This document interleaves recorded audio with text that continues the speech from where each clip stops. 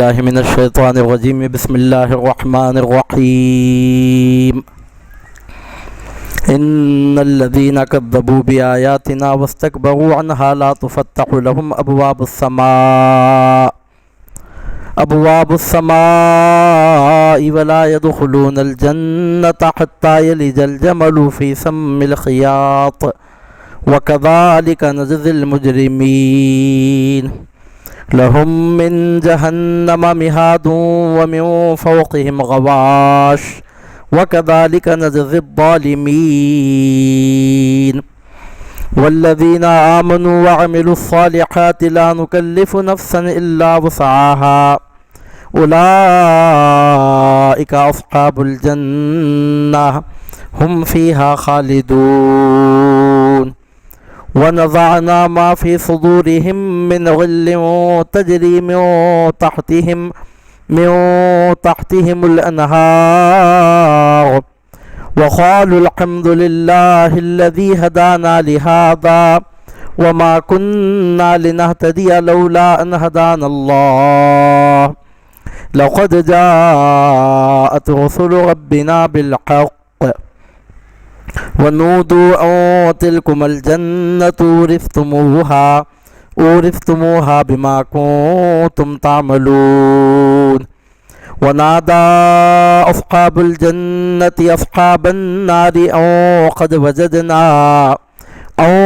قد وجدنا ما وعدنا ربنا حقا فهل وجدتم ما وعد ربكم حقا قالوا نعم فأذن مؤذن بينهم اللعنة الله على الظالمين الذين يصدون عن سبيل الله ويبغونها عوجا وهم بالآخرة كافرون وبينهما حجاب وعلى الأعراف رجال يعرفون كلا بسيماهم ونادوا أصحاب الجنة أن سلام عليكم لم يدخلوها وهم يطمعون وإذا صرفت أبصارهم تلقاء أصحاب النار قالوا ربنا لا تجعلنا مع القوم الظالمين بارك الله لنا ولكم في القرآن العظيم ونفعنا وإياكم بالآيات والذكر الحكيم إنه تعالى جواد كريم ملك بر رؤوف رحيم ورب حليم نحمد الله تعالى ونصلي على رسوله الكريم وعلى آله وصحابته أجمعين نشهد أن لا إله إلا الله وحده لا شريك له ونشهد أن سيدنا محمدا عبده ورسوله صلى الله عليه وعلى آله وصحبه وسلم أما بعد فقد قال الله تبارك وتعالى في عظمة رسوله وشرف حبيبه فأعوذ بالله من الشيطان الرجيم بسم الله الرحمن الرحيم إن الله وملائكته يصلون على النبي يا أيها الذين آمنوا صلوا عليه وسلموا تسليما اللهم صل وسلم وزد وبارك على حبيبك ونبيك سيدنا ونبينا وشفيعنا وحبيبنا ومولانا محمد وعلى آلہ واصحابہ اجمعین۔ اس آستہ پہ دیکھیے خلقت خدا کی ہے، ان عاشقوں کے حال پہ رحمت خدا کی ہے، ہر قدم پہ ہوتی ہے ہم سے خطا ضرور، لیکن حضور آپ کی عادت عطا کی ہے، جو مانگنا ہے مانگ لے مل جائے گا تجھے، یہ ساری کائنات میرے مصطفیٰ کی ہے صلی اللہ علیہ وعلی آلہ واصحابہ وبارک وسلم تسلیما کثیرا۔ معزز برادران ملت اسلامیہ، اللہ رب العزت کے فضل و کرم سے، اس کے حسن توفیق سے سلسلہ وار ہفتہ وار درس تفسیر قرآن مجید کے ضمن میں منعقد ہونے والی آج کی یہ نشست نمبر 94 ہے، نشست نمبر 94 ہے، جس میں ہم یہاں اللہ رب العزت کے فضل و کرم سے جمع ہیں، اور ابھی آپ کے سامنے سورۃ الاعراف کے رکوع نمبر 5 کی مکمل تلاوت کا شرف حاصل کیا گیا ہے، آپ نے سماعت کی سعادت حاصل کی ہے۔ تفسیری مضامین اور تشریحی مضامین بیان کرنے سے قبل ترجمہ پڑھا جا رہا ہے، بغور سماعت فرمائیے۔ سورۃ الاعراف کا رکوع نمبر 5 ہے۔ اللہ رب العزت ارشاد فرماتا ہے بے شک جنہوں نے جھٹلایا ہماری آیتوں کو اور تکبر کیا ان سے، نہ کھولے جائیں گے ان کے لیے آسمان کے دروازے اور نہ داخل ہوں گے جنت میں جب تک نہ داخل ہو اونٹ سوئی کے ناکے میں، اور اسی طرح ہم بدلہ دیتے ہیں جرم کرنے والوں کو، ان کے لیے دوزخ کا ہی بچھونا ہوگا اور ان کے اوپر اوڑھنا، اور اسی طرح ہم بدلہ دیتے ہیں ظالموں کو۔ اور جو لوگ ایمان لے آئے اور انہوں نے نیک عمل کیے، ہم تکلیف نہیں دیتے کسی کو مگر جتنی اس کی طاقت ہے، وہ جنتی ہیں، وہ اس میں ہمیشہ رہنے والے ہیں، اور ہم نکال لیں گے جو کچھ ان کے سینوں میں کینہ ہے، رواں ہوں گی ان کے نیچے سے نہریں، اور کہیں گے ساری تعریفیں اللہ کے لیے ہیں جس نے راہ دکھائی ہمیں اس بہشت کی، اور ہم ہدایت یافتہ نہیں ہو سکتے تھے اگر نہ ہدایت دیتا ہمیں اللہ تعالی۔ بے شک آئے ہمارے رب کے رسول حق کے ساتھ، اور ان کو آواز دی جائے گی کہ یہی وہ جنت ہے وارث بنائے گئے ہو تم جس کے بوجہ ان عملوں کے جو تم کیا کرتے تھے، اور آواز دیں گے جنتی دوزخیوں کو کہ بے شک ہم نے پا لیا جو وعدہ فرمایا تھا ہمارے ساتھ ہمارے رب نے سچا، تو کیا تم نے بھی پایا جو وعدہ کیا تھا تمہارے رب نے سچا؟ وہ کہیں گے ہاں۔ تو پھر اعلان کرے گا ایک اعلان کرنے والا ان کے درمیان، یہ کہ لعنت ہو اللہ کی ظالموں پر جو روکتے ہیں اللہ کے راستے سے اور چاہتے ہیں اسے کہ ٹیڑھا ہو جائے، اور وہ آخرت کا انکار کرتے ہیں، اور ان دونوں کے درمیان پر وہ ہے، اور ان دونوں کے درمیان پردہ ہے، اور اعراف پر کچھ مرد ہوں گے جو پہچانتے ہوں گے سب کو ان کی علامت سے، اور وہ آواز دیں گے جنتیوں کو کہ سلامتی ہو تم پر، جنت میں داخل نہیں ہوئے ہوں گے وہ، اور جنت میں داخل ہونے کے خواہش مند ہوں گے، اور جب پھیری جائیں گے ان کی نگاہیں دوزخیوں کی طرف تو کہیں گے اے ہمارے رب نہ کر تو ہمیں ظلم پیشہ لوگوں کے ساتھ۔ صدق اللہ العلی العظیم۔ یہ سورۃ الاعراف کے رکوع نمبر 5 کا ترجمہ آپ نے سماعت کیا ہے۔ سورۃ الاعراف مکی ہے، ہجرت سے پہلے نازل ہوا، اور حضور نبی کریم صلی اللہ علیہ وسلم کے مکی دور کے آخری حصے میں یہ مبارک مقدس صورت نازل ہوئی۔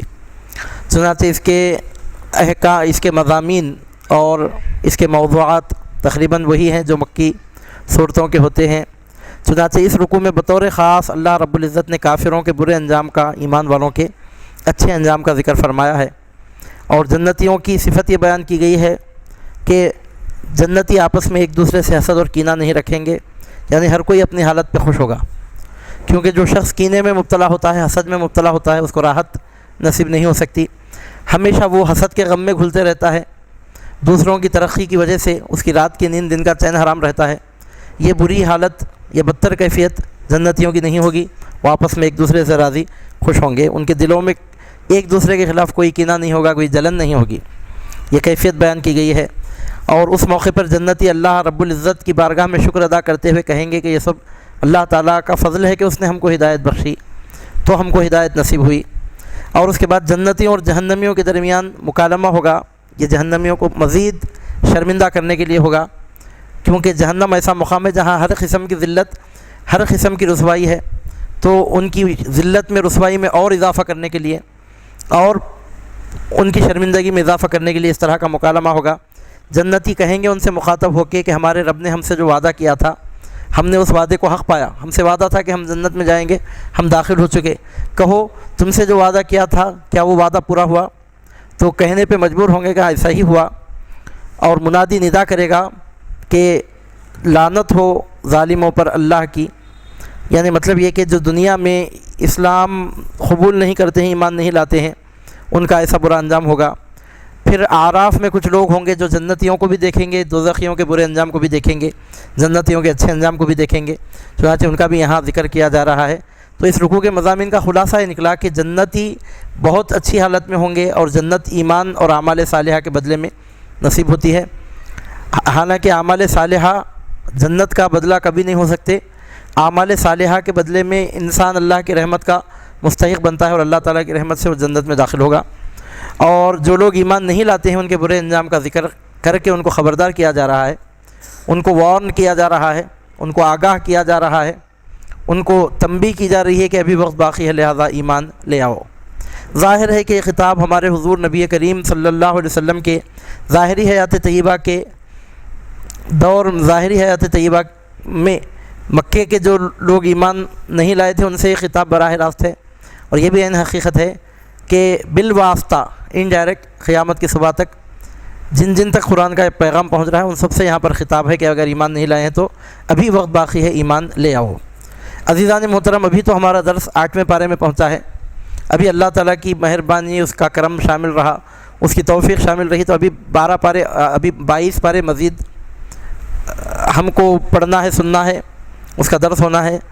تو یہ جو مضمون آ رہا ہے جنتیوں کے اچھے انجام کا اور جہنمیوں کے برے انجام کا، اتنی مرتبہ قرآن مجید میں آیا ہے، مکرر ریپیٹڈ، کہ آپ سنتے جائیں گے تو یاد کرتے جائیں گے کہ یہ مضمون تو ہم نے کئی مرتبہ سنا ہے، لیکن یہ قرآن مجید کا اعجاز ہے کہ ایک ہی بات اتنی مرتبہ بیان ہونے کے باوجود اپنے ساتھ ایسا انداز بیان اور ایسی دلکش مثالیں اور ایسا اسلوب لے کر آتی ہیں، سننے والے کو یہ معلوم ہوتا ہے گویا زندگی میں پہلی مرتبہ وہ ان مضامین کو سن رہا ہے۔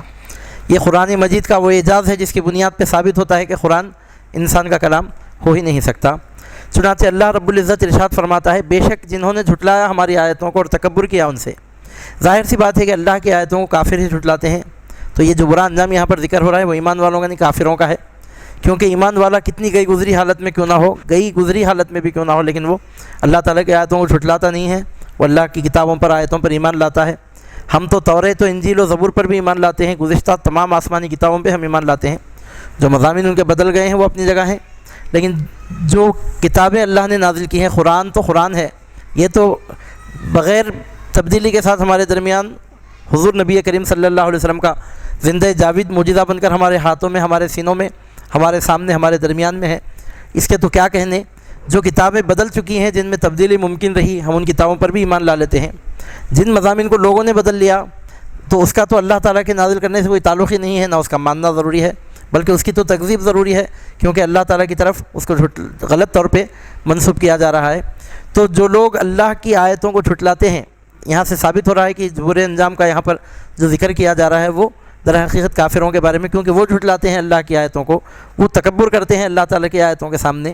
تو اللہ تعالیٰ فرماتا ہے کہ ایسے لوگوں کے لیے جو اللہ کی آیتوں کو جھٹلاتے ہیں، جو اللہ کی آیتوں سے تکبر کرتے ہیں اللہ کی آیتوں کے سامنے، ان کے لیے آسمان کے دروازے نہیں کھولے جائیں گے، نہ وہ جنت میں داخل ہوں گے جب تک کہ نہ داخل ہو اونٹ سوئی کے ناکے میں۔ اور اسی طرح ہم بدلہ دیتے ہیں جرم کرنے والوں کو۔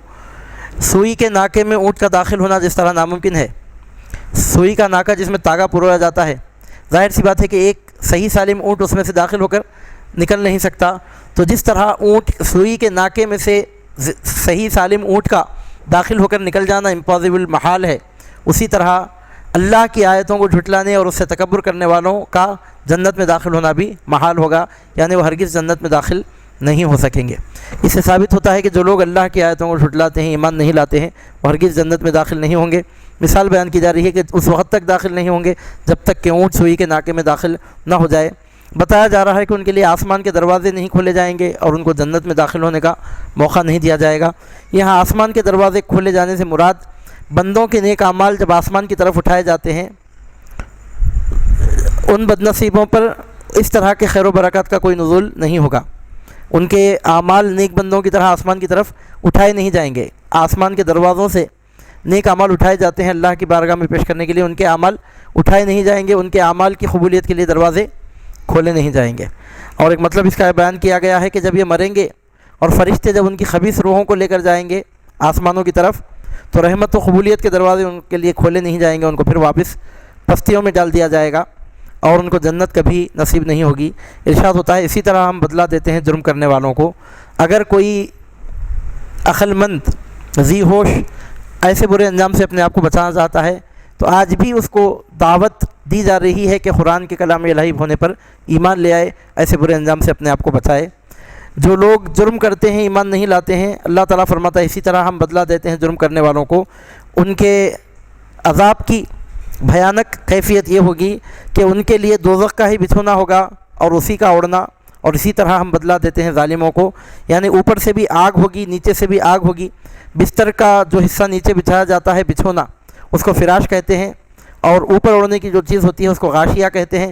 تو یہاں ارشاد ہوتا ہے لہم من جہنم مہاد ومن فوقہم غواش، ان کے لیے بچھونا بھی آگ کا، اوڑھنا بھی آگ کا ہوگا، یعنی اوپر اور نیچے سے آگ ان کو گھیر لے گی، اور اسی طرح ہم بدلہ دیتے ہیں ظالموں کو۔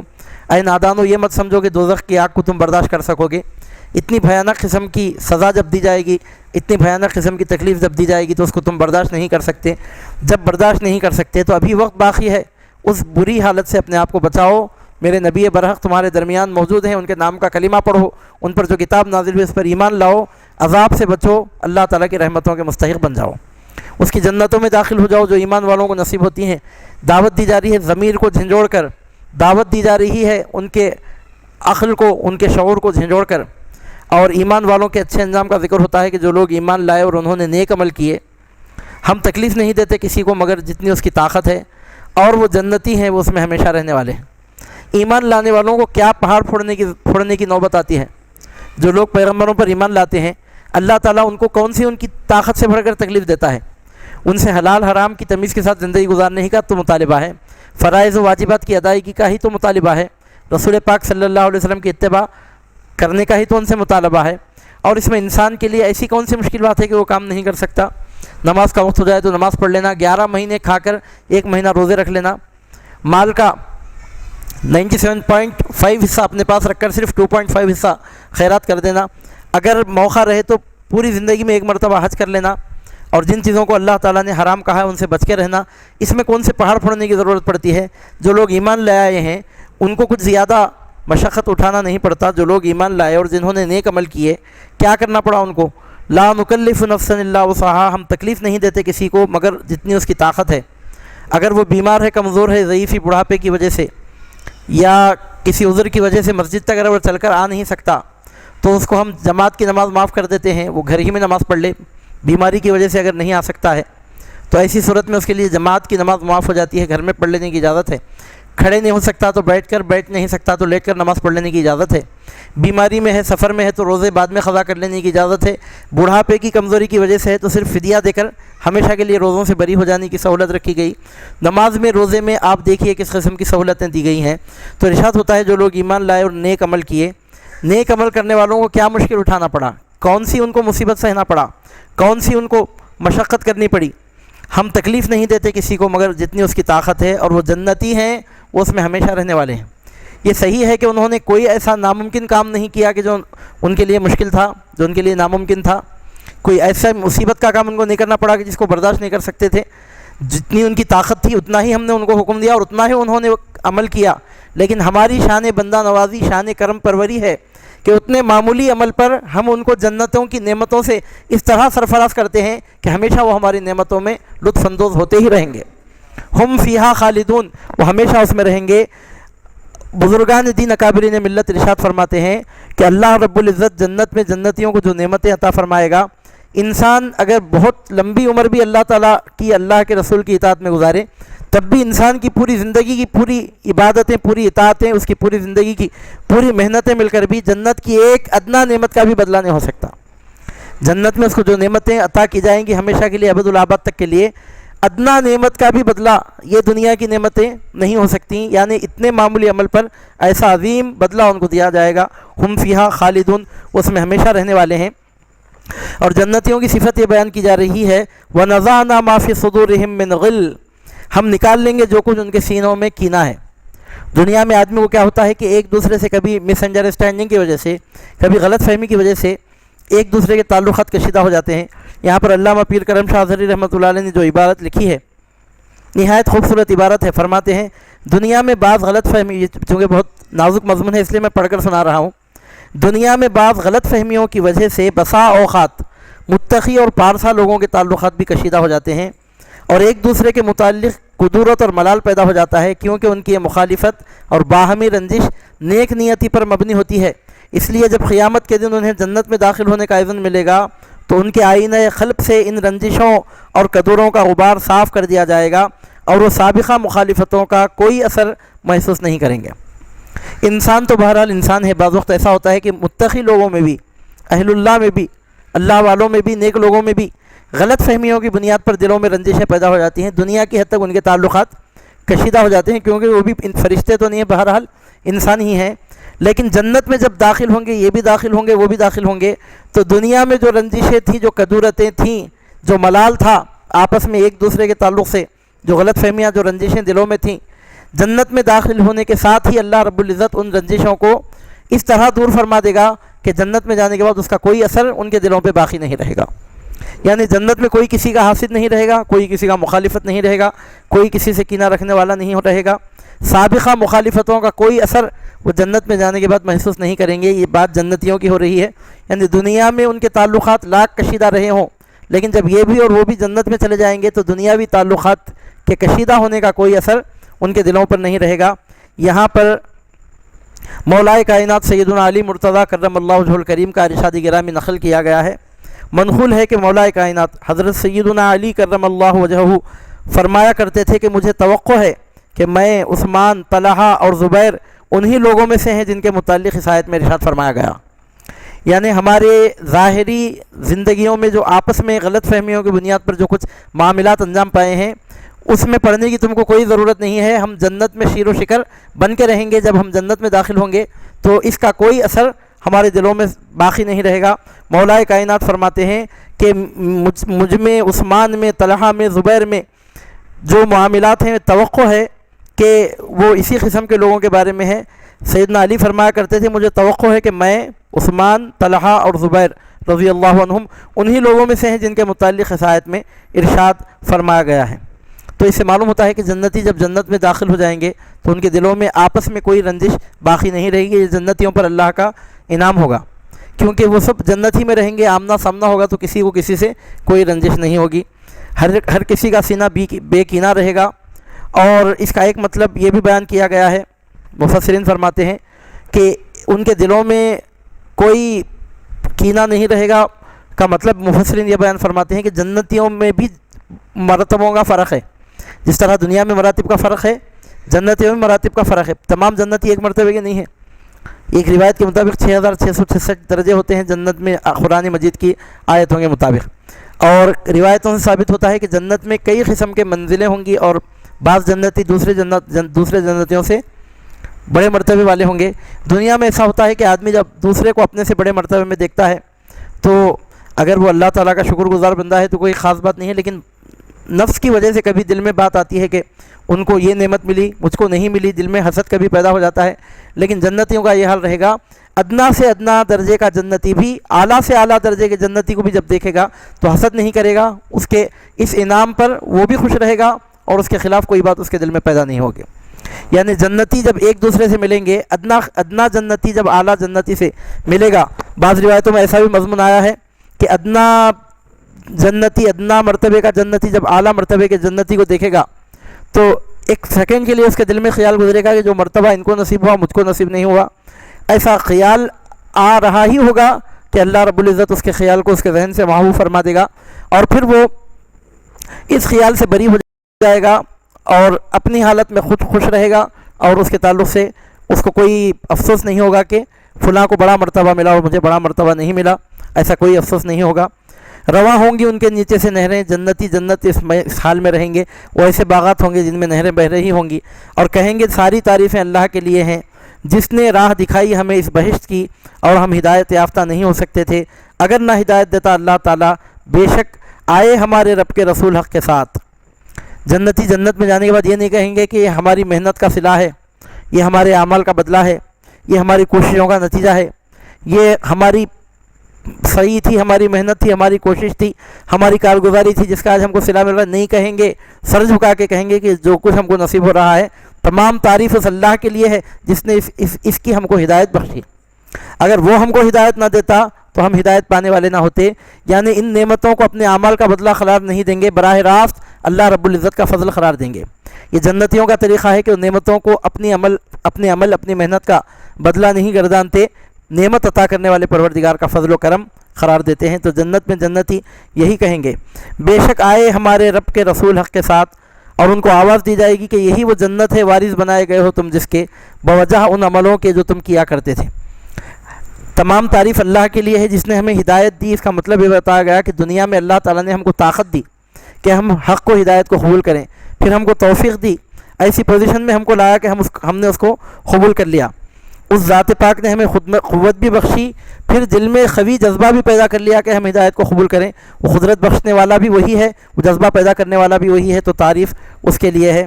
تو اللہ رب العزت جب دیکھے گا کہ بندے شکر گزاری کر رہے ہیں تو ان کو ایک آواز سنائی دے گی ان جنتیوں کو اللہ کی طرف سے، کہا جائے گا کہ یہی ہے وہ جنت جس کے تم وارث بنائے گئے ہو، بوجہ ان عملوں کے جو تم کیا کرتے تھے۔ یہ بندوں کی شان نیاز مندی ہوگی کہ وہ اللہ کے حضور عرض کریں گے کہ تیرا کرم ہے، ہماری عمل کا کوئی بدلہ نہیں ہے۔ تو پروردگار محض اپنے بندوں کی دلجوئی کے لیے ارشاد فرمائے گا اگرچہ کہ ہدایت میں نے دی تھی لیکن عمل تم نے بھی تو کیا تھا، یہ تمہارے عمل کا بدلہ بھی ہے۔ وہ کہیں گے کہ تیرے کرم کا بدلہ ہے، تو اللہ رب العزت کی جانب سے آواز سنائی جائے گی کہ یہ تمہارے عمل کا بدلہ ہے۔ اب صحیح بات کیا ہے پھر یہاں پر جنتیوں نے جو کہا کیا وہ بجاؤ درست ہے، یا پھر جو جواب ارشاد فرمایا جا رہا ہے وہ درست ہے؟ تو پھر بات کیا ہے؟ تو علماء مفسرین فرماتے ہیں دونوں باتیں اپنی جگہ درست ہیں، ایک سبب خریبی ہے، ایک سبب حقیقی ہے۔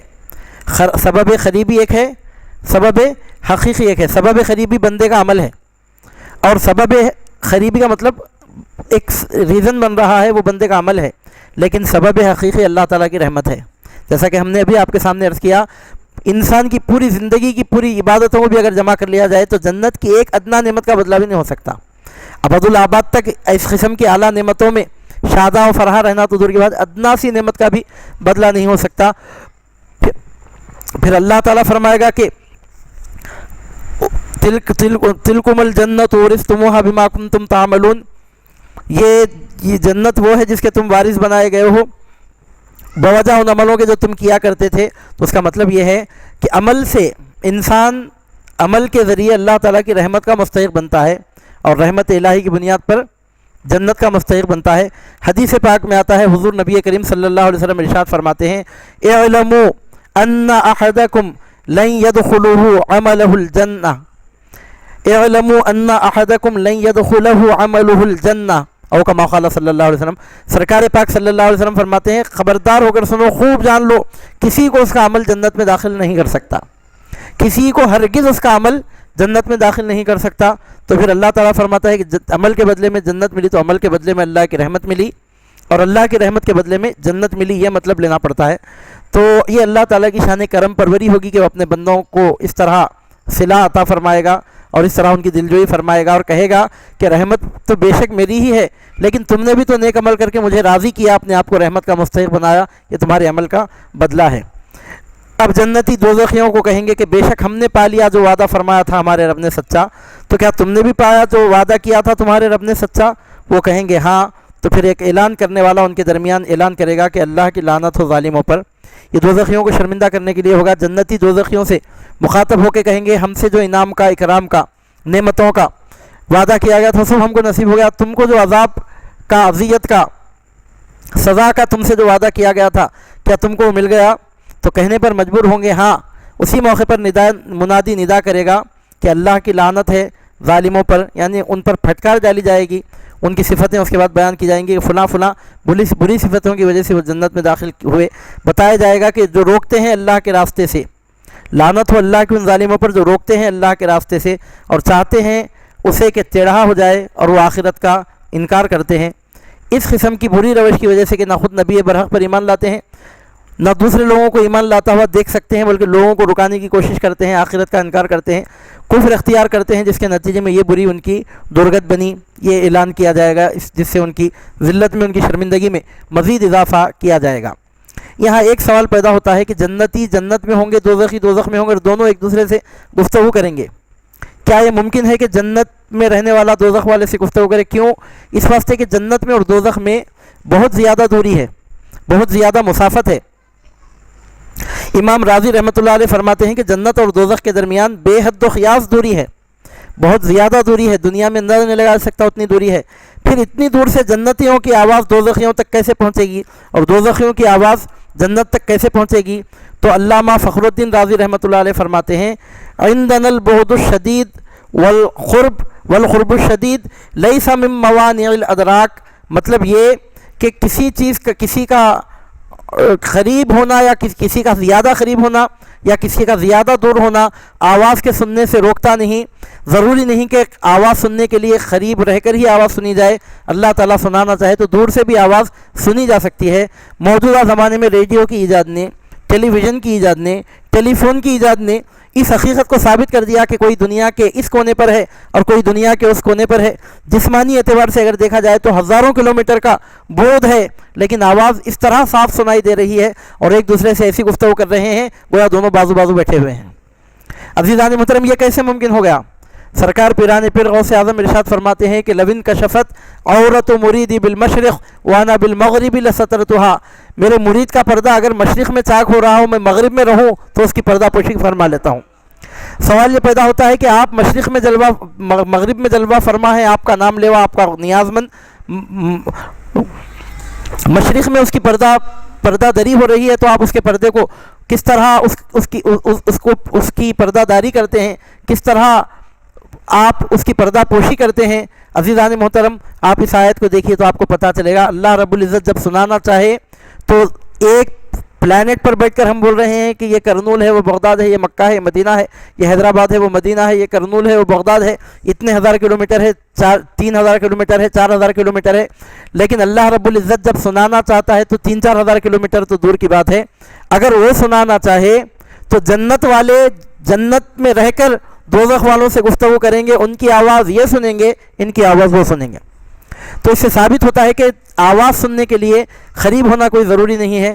اس کی ادنا سی مثال دنیا میں جدید مواصلاتی نظام نے، سیٹلائٹ سسٹم نے اس کو دنیا میں ثابت کر کے بتایا کہ آواز سننے کے لیے قریب ہونا کوئی ضروری نہیں ہے، دور سے بھی آواز سنی جا سکتی ہے، اور قرآن مجید سے بھی یہ حقیقت ثابت ہو رہی ہے۔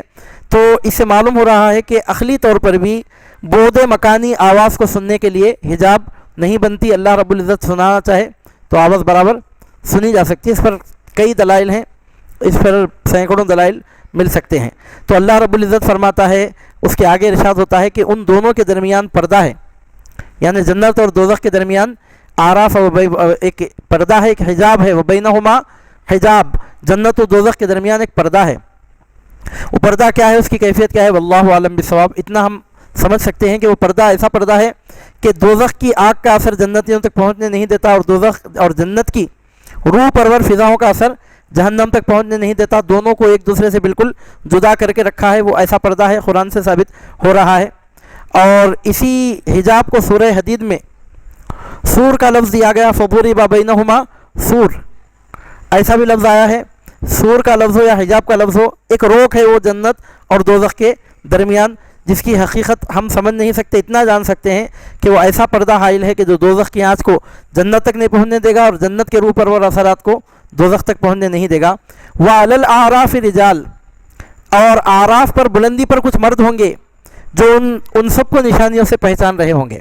اس سورہ کا نام ہے سورۃ الاعراف، اور یہاں پر وہ لفظ آ رہا ہے وَعَلَى الْأَعْرَافِ۔ آراف کے معنی بلندی کے آتے ہیں، بلند جگہ کو آراف کہتے ہیں۔ عرف عام میں یہاں پر آراف کا جو لفظ آ رہا ہے، جنت اور دوزخ کے درمیان جو حجاب ہے، ادھر جنت ادھر دوزخ، درمیان میں جو حجاب ہے، جو پردہ، جو دیوار، جو بھی ہے، اس کے اوپری حصے کو آراف کہا گیا ہے۔ اس حجاب کے اوپری حصے کو قرآن مجید میں آراف کہا گیا ہے، اور اسی لفظ پر اس سورہ کا نام سورۃ الاعراف ہے۔ تو آراف پر کچھ مرد ہوں گے، یہاں پر ذکر ہوا کون مرد ہوں گے وہ آراف پر؟ تو تفسیر روح البیان وغیرہ میں مفسرین کرام نے 15 اقوال لکھے ہیں کہ آخر وہ آراف پر کون لوگ ہوں گے۔ اس میں 2 قول یہاں پر ذکر کیے گئے ہیں، ہم اسی پر اکتفا کرتے ہیں۔ نمبر 1، سیدنا عبداللہ ابن مسعود، حذیفہ بن یمان، سید المفسرین حضرت ابن عباس اور سعید بن جبیر رضی اللہ عنہم ورحمۃ اللہ علیہم کا قول ہے کہ ہم قوم استوت حسناتہم و سیئاتہم، وہ ایسے لوگ ہوں گے جن کی نیکیاں اور ان کے گناہ برابر برابر ہوں گے۔ جب میزان میں عمل تولے جائیں گے تو کسی کی نیکیاں زیادہ ہوں گی تو جنت میں جائیں گے، جس کے گناہ زیادہ ہوں گے تو جہنم میں جانا ضروری تو نہیں ہے، وہ اللہ کی مرضی ہے، اگر چاہے تو جہنم میں بھیجے گا، یا پھر رحمت فرما کر اپنے کرم سے معاف فرما دے تو وہ بھی جنت میں جائیں گے۔ لیکن کچھ لوگ ایسے ہوں گے کہ جن کی نیکیاں اور اعمال برابر برابر ہوں گے، نیکیاں بھی برابر اور گناہ بھی برابر برابر ہوں گے، تو ان کو نہ جنت میں بھیجا جائے گا نہ دوزخ میں، بلکہ ان کو آراف پر رکھا جائے گا اور وہ آراف پر کھڑے رہیں گے۔ ایک قول ایسا ہے، اور دوسرا قول یہ بھی ہے جس کو علامہ بیضاوی نے نقل کیا، اور ضیاء القرآن میں اس قول کو ترجیح کے ساتھ نقل کیا گیا ہے۔ 22 اقوال میں سے یہ 2 قول یہاں پر ذکر ہو رہے ہیں۔ دوسرا قول یہ ہے کہ بعض علماء کے نزدیک آراف کی بلندیوں پر فائز ہونے والے انبیاء، شہداء، صلحاء اور علماء ہوں گے، ان کی عزت افزائی کے لیے ان کو اس بلند مقام پر ٹھہرایا جائے گا تاکہ اہل محشر ان کو اپنی آنکھوں سے دیکھ کر ان کی عظمت کو پہچانے۔ یعنی ان کے مرتبے کو بلند کرنے کے لیے اللہ رب العزت ان کی شان کو زیادہ ظاہر کرنے کے لیے ان کو اعراف پر کھڑا فرمائے گا، تاکہ ان کی عظمت خوب ظاہر ہو جائے اہل محشر پر، تاکہ اللہ کے بندوں پر ان کا مقام اور مرتبہ، ان کی شان، ان کی عظمت خوب اچھی طرح سے ظاہر ہو جائے۔ واللہ عالم بالصواب۔ تو بہرحال جب اعراف پر وہ مرد ہوں گے تو وہ مرد کیا کریں گے؟ وہ بھی دوزخیوں سے کلام کریں گے، اور وہ بھی جنتیوں سے وہ بھی جنتیوں دوزخیوں کو پہچانیں گے، جنتیوں کو بھی پہچانیں گے، دوزخیوں کو بھی پہچانیں گے، وہ اعراف پر رہنے والے۔ ارشاد ہوتا ہے ان دونوں کے درمیان پردہ ہے، اور اعراف پر کچھ مرد ہوں گے جو پہچانتے ہوں گے سب کو ان کی علامت سے۔ یعنی مطلب یہ ہے کہ وہ جنتیوں کو دیکھیں گے، اب وہ اعراف پر ایسے پوزیشن میں ہوں گے، ادھر جنت نظر آ رہی ہوگی، ادھر دوزخ نظر آ رہی ہوگی۔ ایک نظر جنت پر ڈالیں گے، جنتیوں کے اچھے انجام کو دیکھیں گے، دوسری نظر دوزخ پر ڈالیں گے، ادھر دوزخیوں کا برا انجام ان کے پیش نظر ہوگا۔ ادھر بھی دیکھ رہے ہوں گے، ادھر بھی دیکھ رہے ہوں گے۔ جب جنتیوں کو شاداں و فرحاں دیکھیں گے تو اس فوز مبین پر، اس کامیابی پر ان کو مبارکباد دیتے ہوئے ان کو سلامتی کی دعا دیں گے، اور جب اہل جہنم کی جانب دیکھیں گے تو سراپا عجز و انکسار بن کر اللہ رب العزت کی بارگاہ میں عذاب علیم سے خود اپنے بچنے کے لیے دعا کریں گے، یعنی اللہ رب العزت کی بارگاہ میں تواضع کریں گے۔ جنتیوں کو وہاں سے وہ مبارکبادیاں، خوشخبریاں اور سلامتی کی دعائیں دیں گے۔ ان دونوں کے درمیان پردہ ہے، اور اعراف پر کچھ مرد ہوں گے جو پہچانتے ہوں گے سب کو ان کی علامت سے، اور وہ آواز دیں گے جنتیوں کو کہ سلامتی ہو تم پر، جنت میں داخل نہیں ہوئے ہوں گے وہ، اور جنت میں داخل ہونے کے خواہش مند ہوں گے۔ یعنی اب یہ مضمون اگر لیا جائے تو پھر وہی مضمون لینا پڑے گا جو سیدنا عبداللہ ابن عباس کا، سیدنا عبداللہ ابن مسعود کا، سیدنا حذیفہ بن یمان کا، سیدنا سعید بن جبیر رضی اللہ تعالیٰ عنہم کا قول مبارک ہے کہ اس سے مراد وہ لوگ ہیں کہ جن کی نیکیاں اور گناہ برابر ہوں گے۔ اللہ تعالیٰ ان کو جہنم میں نہیں ڈالے گا، اعراف پر ان کو مقام دیا جائے گا، اور جنتیوں کو دیکھ کر سلامتی کی دعا مانگیں گے، دوزخیوں کو دیکھیں گے تو اللہ کی بارگاہ میں دعا مانگیں گے کہ اے پروردگار اس عذاب سے ہم کو بچا۔ اور جب پھیری جائیں گی ان کی نگاہیں دوزخیوں کی طرف تو کہیں گے اے ہمارے رب تو ہمیں ظالموں کے ساتھ مت کر۔ تو اس طرح گویا جہنمیوں کی ذلت میں، ان کی رسوائی میں اور اضافہ کیا جائے گا۔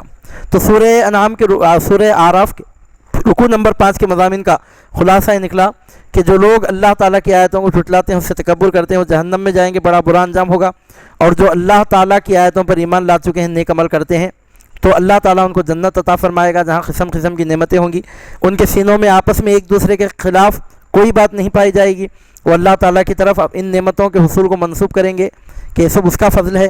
تو اپنے بندوں پر کرم فرماتے ہوئے فرمائے گا کہ تم نے بھی تو آخر اچھے کام کیے تھے، تو ان کو خوشی ہی خوشی ہوگی، ہر طرف سے ان کو چین ہی چین، راحت ہی راحت ہوگی۔ اس کے برخلاف جہنمیوں کا حال یہ ہوگا کہ ان کی ذلت و رسوائی کی کوئی حد نہیں رہے گی۔ یہاں تک کہ جو لوگ اعراف پر ہوں گے، حجاب کے اوپر کے حصے میں ہوں گے، وہ بھی جنتیوں کے اچھے انجام کو دیکھ کر جنتیوں کے لیے سلامتی کی دعا کریں گے، یعنی ہر کوئی ان کے لیے سلامتی ہی کا پیغام دے گا، اور جہنمیوں کا یہ حال ہوگا کہ ہر کوئی ان پر لعنت پھٹکار کرے گا، اور اس طرح ان کی ذلت اور رسوائی کی کوئی حد نہیں رہے گی۔ تو انسان کو اس کا انجام یاد دلایا جا رہا ہے، اب بھی وقت باقی ہے، آج بھی اگر تو میرے نبی برحق پر ایمان لے آئے، اور اگر تو نے قرآن مجید کو اللہ کی کتاب مان لیا، تسلیم کر لیا، ایمان والوں میں شامل ہو گیا، تو اے سننے والے تیرا انجام بھی ان خوش نصیبوں میں ہوگا۔ اللہ کا نام لے کر سورۃ الاعراف کا رکوع نمبر 6 پڑھا جا رہا ہے۔ اعوذ باللہ من الشیطان الرجیم، بسم اللہ الرحمن الرحیم۔ ونادى أصحاب الأعراف رجالا يعرفونهم بسيماهم قالوا ما أغنى عنكم جمعكم وما كنتم تستكبرون أهؤلاء الذين أقسمتم لا ينالهم الله برحمة ادخلوا الجنة لا خوف عليكم ولا أنتم تحزنون ونادى أصحاب النار أصحاب الجنة أن أفيضوا علينا من الماء أو مما رزقكم الله قالوا إن الله حرمهما على الكافرين الذين اتخذوا دينهم لهوا ولعبا وغرتهم الحياة الدنيا فاليوم ننساهم كما نسوا لقاء يومهم هذا وما كانوا بآياتنا يجحدون وَلَقَدْ جِئْنَاهُمْ بِكِتَابٍ فَصَّلْنَاهُ عَلَى عِلْمٍ هُدًى وَرَحْمَةً لِقَوْمٍ يُؤْمِنُونَ هَلْ يَنظُرُونَ إِلَّا تَأْوِيلَهُ यौमा याती तावीलुहु यक़ूलुल्लज़ीना नसूहु मिन क़ब्लु क़द जाअत रुसुलु रब्बिना बिलहक़्क़ फ़हल लना मिन शुफ़अआ फ़यशफ़अू लना औ नुरद्दु फ़नअमल ग़ैरल्लज़ी कुन्ना नअमल क़द ख़सिरू अन्फ़ुसहुम वज़ल्ल अन्हुम मा कानू यफ़्तरून। बारकल्लाहु लना व लकुम फ़िल क़ुरानिल अज़ीम। ये सूरह आराफ का रुकू नंबर 6 है और इसका तर्जुमा इस तरह है। अल्लाह रब्बुल इज़्ज़त इरशाद फरमाता है, और पुकारेंगे आराफ वाले उन लोगों को जिन्हें वो पहचानते होंगे उनकी अलामतों से, कहेंगे ना फ़ायदा पहुँचाया तुम्हें तुम्हारे जत्थे ने जिसकी वजह से तुम गुरूर किया करते थे। क्या ये वही हैं जिनके मुताल्लिक़ तुम ख़स्में उठाया करते थे कि नहीं अता करेगा उन्हें अल्लाह ताला अपने रहमत से, दाखिल हो जाओ जन्नत में, नहीं कोई खौफ तुम पर और ना तुम गमगीन होगे। और आवाज़ें देंगे दोज़खी जन्नतियों को कि उड़ेलो हम पर कुछ पानी, या जो कुछ दिया है तुम्हें अल्लाह ताला ने। जन्नती कहेंगे कि अल्लाह ने हराम कर दी हैं ये दोनों चीज़ें काफिरों पर, जिन्होंने बना लिया था अपने दीन को खेल और तमाशा और फ़रेब में मुब्तला कर दिया था उन्हें दुनिया की ज़िंदगी ने। सो आज हम फरामोश कर देंगे उन्हें, जैसे भुला दिया था उन्होंने इस दिन की मुलाकात को, और जिस तरह वो हमारी आयतों का इनकार किया करते थे। और बेशक ले आए हम उनके पास एक किताब जिसे हमने वाज़ेह किया है इल्म से, दरा हाल है कि वो हिदायत और रहमत है उस कौम के लिए जो ईमान लाते हैं। काफिर किस चीज़ के मुंतज़िर हैं? ये कि कुरान की धमकी का अंजाम क्या होता है, जिस रोज़ ज़ाहिर होगा उसका अंजाम, तो कहेंगे जो भुलाए हुए थे उसे इससे पहले कि बेशक लाए थे हमारे रब के रसूल हक़, तो क्या हमारे पास कोई सिफारिशी हैं तो सिफारिश करें हमारे लिए, या हमें वापस भेज दिया जाए कि हम अमल करें उसके बरक्स जो हम किया करते थे। बेशक उन्होंने नुकसान पहुँचाया अपने आप को और गुम हो गया उनसे जो बुहतान बांधा करते थे। सदक़ल्लाहुल अलीयुल अज़ीम। इस रुकू में जो मज़ामिन बयान हुए हैं निहायत वाज़ेह, बहुत आसान और न ज़्यादा मोहताज बयान है, न उसकी तशरीह में कुछ ज़्यादा वक्त लगेगा, न ज़्यादा कुछ वक्त दरकार है। बहुत आसान मज़ामिन यहाँ पर वाज़ेह मज़ामिन बयान हो रहे हैं। इरशाद होता है कि पुकारेंगे आराफ वाले, वो जो आराफ पर होंगे जो मर्द, वो लोग पुकारेंगे उन लोगों को जिन्हें वो पहचानते होंगे उनकी अलामतों से। यानी जब जहन्नम की तरफ देखेंगे, जहन्नम में देखेंगे फ़लाँ फ़लाँ फ़लाँ फ़लाँ जहन्नम में मौजूद है, तो उनकी अलामतों से उनको पहचान कर कहेंगे। आराफ वाले जहन्नमियों से गुफ्तगू करेंगे और उन जहन्नमियों से पुकार कर कहेंगे, उनसे मुखातब करके कहेंगे ना फ़ायदा पहुंचाया तुम्हें तुम्हारे जत्थे ने और ना वो साजो सामान ने जिसकी वजह से तुम दुनिया में गुरूर किया करते थे। यानी जिन लोगों ने दुनिया में कुफ्र इख्तियार किया था अपने साजो सामान की बुनियाद पर, अपने दौलत व सरवत की बुनियाद पर, अपने मुल्क व माल कबीले की बुनियाद पर, अपने इन्फ्लुएंस की बुनियाद पर, अपने इख्तिदार की बुनियाद पर, जब उनको आराफ वाले देखेंगे तो कहेंगे तुमको दुनिया में जो नेमतें हासिल थीं उन नेमतों में से कोई चीज़ आज तुम्हारे काम नहीं आई। कहेंगे कि ना फ़ायदा पहुंचाया तुम्हें तुम्हारे जत्थे ने और ना उस साजो सामान ने जिससे तुम गुरूर किया करते थे। तुम्हारी कोई जमायत, तुम्हारे साथ रहने वाली कोई जमात, कोई ग्रुप तुमको बचा नहीं सका, ना तुम्हारा साजो सामान तुमको बचा सका जिस पर तुम गुरूर किया करते थे। आखिर तुम आज जहन्नम में पहुँच गए। ऐ सरकशो, क्या ये जन्नती वही नहीं है जिनके मुतालिक तुम खस्में खाकर कहा करते थे कि अल्लाह ताला ने अपनी रहमत से कोई हिस्सा नहीं अता करेगा। दुनिया में काफिर ईमान वालों की तरफ देखकर ये कहा करते थे कि इनको कोई अच्छा बदला आखिरत में मिलने वाला नहीं है। तो आराफ वाले क़यामत क़ाइम हो जाने के बाद दोज़खियों से पूछेंगे, तुम तो दुनिया में कहते थे कि इनको कोई अच्छा इनाम मिलने वाला नहीं है, लेकिन हम देख रहे हैं कि ये तो बहुत अच्छी हालत में है। देखो उन्हें तो हुक्म मिल गया है कि जन्नत में दाखिल हो जाओ, नहीं कोई खौफ तुम पर और ना तुम गमगीन होंगे। ये तो तुम्हारे कहने के बिल्कुल ख़िलाफ़ हो गया। तुम तो इनके ताल्लुक़ से कहा करते थे कि इनको कोई अच्छा बदला नहीं मिलेगा, और हम देख रहे हैं कि इनको अच्छा बदला मिल चुका है। और आवाज़ देंगे दोज़खी, यानी मतलब ये कि इस तरह उनकी शर्मिंदगी में और इजाफा कर दिया जाएगा। यानी उनको ताना देंगे आराफ वाले कि दुनिया में तो तुम कहा करते थे कि ईमान वालों के लिए आखिरत में कोई अच्छा बदला नहीं है, आज तुम्हारी बात 100% गलत साबित हो गई और अहले ईमान बहुत अच्छी हालत में है, उसके बरखिलाफ़ तुम्हारा बहुत बुरा अंजाम है। इस तरह उनकी ज़िल्लत में और इजाफा कर दिया जाएगा, जहन्नमियों की रुसवाई में मज़ीद इजाफा कर दिया जाएगा।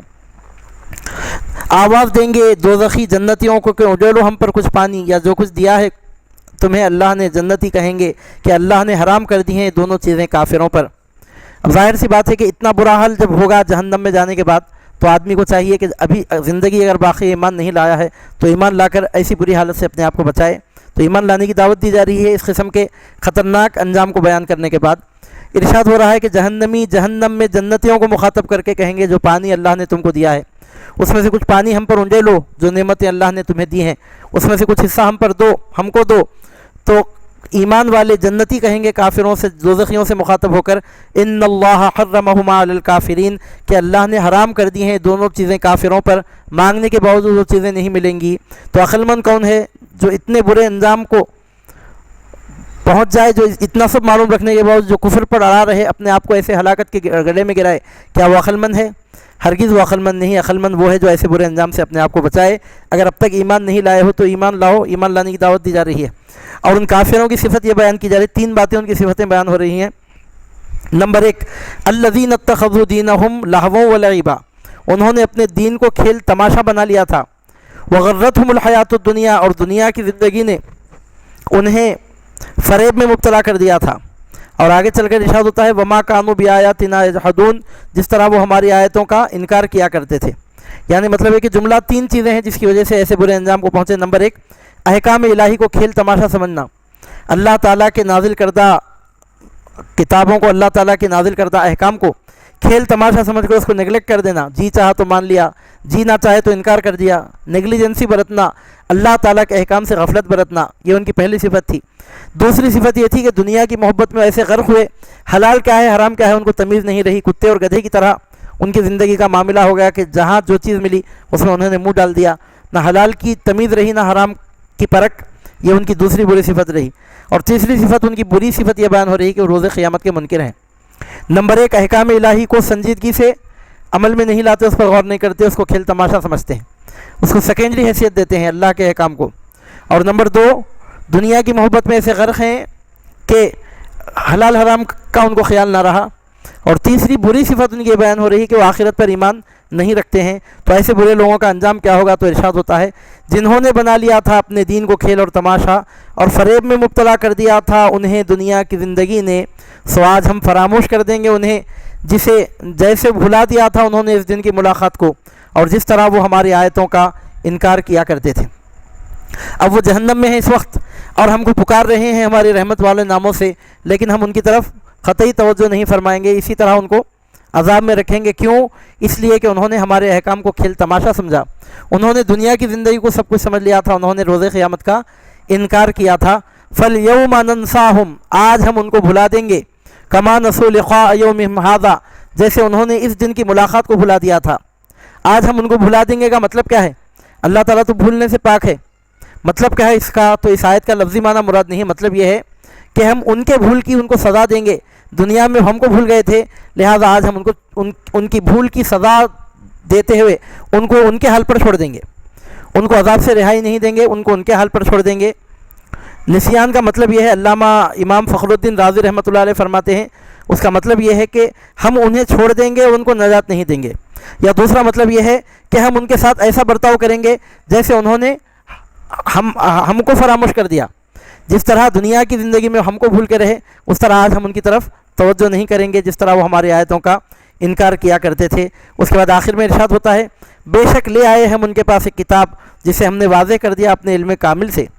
ان کے پاس کتاب آ چکی تھی، حق واضح ہو چکا تھا، ہدایت ثابت ہو چکی تھی، دیکھتے دکھاتے سوچتے سمجھتے معلوم رکھنے کے باوجود جانتے بوجھتے انہوں نے انکار نہیں کیا، غور و فکر نہیں کیا، چنانچہ اس کے نتیجے میں برے انجام کو پہنچے ہیں۔ ارشاد ہوتا ہے کہ ہم ان کے پاس ایک کتاب لے آئے جس میں ہم نے واضح کر دیا اپنے علم کامل سے، اس حالت میں کہ وہ کتاب ہدایت اور رحمت ہے اس قوم کے لیے جو ایمان لاتے ہیں، لیکن انہوں نے اس سے فائدہ نہیں اٹھایا۔ کافر آخر کس چیز کے منتظر ہیں؟ کیا قرآن کی کیا دیکھنا چاہتے ہیں کہ قرآن کی دھمکی کا انجام کیا ہوتا ہے؟ کب تک آخر یہ انتظار کریں گے ایمان لائے بغیر؟ کا قیامت کے دن تک کا انتظار کر رہے ہیں جس روز ظاہر ہوگا اس کا انجام؟ تو کہیں گے جو بھلائے ہوئے تھے اس سے پہلے کہ بے شک لائے تھے ہمارے رب کے رسول حق، تو کیا ہمارے پاس کوئی سفارشی ہیں تو سفارش کریں گے ہمارے لیے، یا ہمیں واپس بھیج دیا جائے تاکہ ہم عمل کریں اس کے برعکس جو ہم کیا کرتے تھے؟ بے شک انہوں نے نقصان پہنچایا اپنے آپ کو اور گم ہو گیا ان سے جو بہتان باندھا کرتے تھے۔ یہاں پر آج کا یہ درس بھی تکمیل کو پہنچ رہا ہے اور رکوع نمبر 6 کے مضامین بھی تکمیل کو پہنچ رہے ہیں، جس کا آخری حصہ اس میں بتایا جا رہا ہے۔ اللہ رب العزت فرما رہا ہے کہ یہ لوگ قیامت سے پہلے قیامت پر ایمان نہ لانے والے جب قیامت قائم ہو جائے گی تو اس دن یہ خواہش کریں گے اے کاش کہ ایک مرتبہ پھر ہم کو دنیاوی زندگی نصیب ہو جائے تاکہ ہم دنیا میں اب جا کر ایمان لائیں اور جیسا برا عمل ہم نے کیا تھا ویسے برے عمل کے بجائے اچھا عمل ہم کر کے واپس آئیں تاکہ ہمارا انجام بھی بخیر ہو۔ حالانکہ ایک مرتبہ قیامت قائم ہو جانے کے بعد دوسری مرتبہ پھر کسی کو دنیا میں بھیجا نہیں جائے گا۔ علامہ قرطبی فرماتے ہیں ینظرون کا معنی ہے ینتظرون، کیا وہ اس بات کا انتظار کر رہے ہیں؟ اس میں کفار سے استفسار کیا جا رہا ہے کہ جب ہدایت کا آفتاب طلوع ہو چکا ہے، دلائل کی روشنی ہر سو پھیل چکی ہے، تو ایمان کیوں نہیں لاتے؟ کب ایمان لائیں گے؟ کیا اس دن کا انتظار کر رہے ہو جب وہ وعدے جو اہل ایمان سے کیے گئے اور عذاب و ہلاکت کی پیشن گوئی جو اہل باطل کے لیے کی گئی کیا پوری ہو جانے کے بعد ایمان لانے کا انتظار کر رہے ہیں؟ اگر ایسا ہے تو ان پر افسوس ہے، کیوں کہ اس موقع پر ایمان لانا بے سود ہوگا، اس وقت کا ماننا کام نہیں آئے گا۔ اس وقت وہ خواہش کریں گے اے کاش کہ ایک مرتبہ پھر ہم کو دنیا میں بھیجا جائے، ایک مرتبہ پھر ہم کو مہلت دی جائے تاکہ ہم ایمان لے آئیں، لیکن یہ مہلت نہیں دی جائے گی۔ ایک مرتبہ مہلت دینے کے بعد دوسری مرتبہ مہلت نہیں دی جائے گی، ان کی بات سنی نہ جائے گی۔ ہائے اس زود پشیماں کا پشیماں ہونا، اس وقت کی شرمندگی کام نہیں دے گی۔ اگر شرمندہ ہونا ہے ابھی اسی وقت شرمندہ ہو جاؤ اپنے برے عمل پر اور باز آ جاؤ اللہ رب العزت کے کلام کی تکذیب سے، اللہ کی آیتوں کو جھٹلانے سے، اور ایمان لے آؤ کلام الہی پر اور اللہ کے رسول پر تاکہ تم کو ہدایت نصیب ہو جائے۔ اس طرح اللہ رب العزت ایمان قبول کرنے کی دعوت دے رہا ہے۔ یہ دعوت حضور نبی کریم صلی اللہ علیہ وسلم کے دور میں جو لوگ ایمان نہیں لائے تھے، بالخصوص جو مکے کے لوگ، ان کو یہاں پر براہ راست دعوت دی جا رہی ہے، لیکن بالواسطہ انڈائریکٹ قیامت تک جس تک قرآن کا پیغام پہنچ رہا ہے اور اس نے اگر ایمان نہیں لایا تو اس کو ایمان لانے کی دعوت دی جا رہی ہے تاکہ وہ اچھے انجام کو پہنچے، برے انجام سے بچ سکے۔ تو سورہ اعراف کے رکوع نمبر 6 کے مضامین کا خلاصہ، اس کا لب لباب، اس کا نچوڑ، اس کا ما حصل یہ ہے کہ اس میں بتایا گیا کہ اعراف والے جہنمیوں سے مخاطب ہوں گے اور مخاطب ہو کر ان کو خوب شرمندہ کریں گے اور کہیں گے کہ تمہارے پاس تو بہت سارے لوگ تمہاری بات سننے والے تھے، بہت بڑا تمہارا جتھا تھا، تمہارے پاس تو قسم قسم کے ساز و سامان تھے، بہت کچھ نعمتیں تم رکھتے تھے، لیکن کیا بات ہوئی کہ کوئی چیز تمہارے کام نہیں آ سکی آج؟ تمہارے جیسی ہائی پوزیشن رکھنے والے، تمہارے جیسا ہائی اسٹیٹس رکھنے والے آج ایسے برے انجام میں کیوں ہیں؟ اس طرح ان کو مزید شرمندہ کیا جائے گا۔ اور اعراف والے ان سے کہیں گے کہ ان ایمان والوں کے بارے میں تم یہ کہا کرتے تھے کہ یہ غریب مسکین، ان کو اللہ کی رحمتوں سے کیا واسطہ، تم ان کو خاطر ہی میں نہیں لاتے تھے دنیا میں۔ ایمان والوں کو تکبر سے کہا کرتے تھے کہ ان کو رحمت خداوندی سے کیا واسطہ، اس کی رحمتیں تو ہمارے لیے مخصوص ہیں۔ آج ذرا دیکھو تو صحیح، جن کا تم اس طرح مذاق اڑایا کرتے تھے آج وہ جنت کی نعمتوں سے لطف اندوز ہو رہے ہیں اور تمہارا یہ برا انجام ہے۔ اس طرح اہل جہنم کو اہل اعراف مخاطب کر کے ان کو خوب شرمندہ کریں گے، اور جہنمیوں کا وہ برا حال ہوگا کہ عذاب کے غلبے میں ایک ایسی بات کہیں گے، جو ایسی خواہش کریں گے جو کبھی پوری نہیں ہو سکتی۔ جنتیوں سے مخاطب ہو کر کہیں گے کچھ پانی ہم پر انڈیلو جو تم کو اللہ نے دیا ہے، کچھ نعمتیں جو تم کو ملی ہیں اس میں سے کچھ حصہ ہم کو دو۔ تو جنتی دو ٹوک انداز میں جواب دیں گے کہ دونوں چیزوں کو، کھانے اور پانی کو، اللہ نے دوزخیوں کے لیے حرام قرار دیا، جنہوں نے دنیا کی زندگیوں کو کھیل تماشا بنا لیا اور قیامت کے دن کو جو بھول گئے، دنیا کی زندگی نے ان کو دھوکہ دیا، جو ہماری آیتوں کا انکار کیا کرتے تھے، ان کا ایسا برا انجام ہوگا۔ اور اللہ تعالیٰ فرماتا ہے اس برے انجام تک ہم ان کو بے گناہ نہیں پہنچا رہے ہیں۔ ان کا گناہ یہ ہے کہ کلام الہی آ جانے کے بعد، حق واضح ہو جانے کے بعد، انہوں نے ہماری آیتوں کو جھٹلا کر خود اپنے آپ کو ہلاکت کے گڑھے میں گرایا۔ چنانچہ یہ ان کے برے عمل کی وجہ سے ان کا یہ برا انجام ہوا۔